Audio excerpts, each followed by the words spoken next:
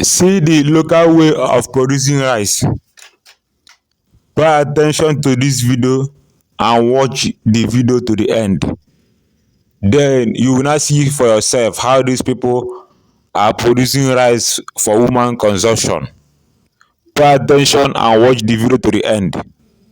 See how they are producing rice in their backyard in a local way. Who knows the kind of water they are using? Who knows the kind of fire they are using? Who knows the kind of environment they are? This rice they are producing, they will take it to market and the woman will consume it. That shows that this local way of producing rice can cause so many things in the body, because it is not hygiene, because it is not properly checked. Just pay attention and see for yourself.